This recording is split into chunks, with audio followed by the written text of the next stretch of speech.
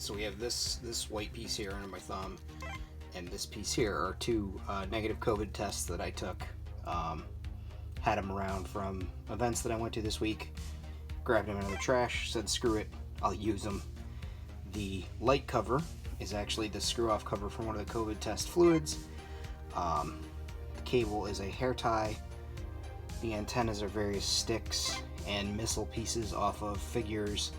The top of this one in the middle, if my phone would focus, is a on-off switch for that T-light. Little piece of packaging there, random red lens from something. The screen is a piece of packaging plastic that I scribed a grid into. Then I just did various shades of green inside to make it look like a screen. Keypads from an old broken toy.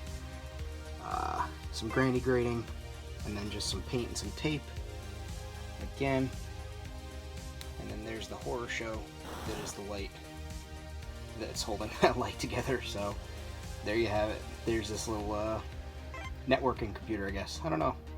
Just felt like making something. Oh, and the frame is it was like a 50-cent box, in quotes. I don't know what the fuck kind of box is that thin, but yeah.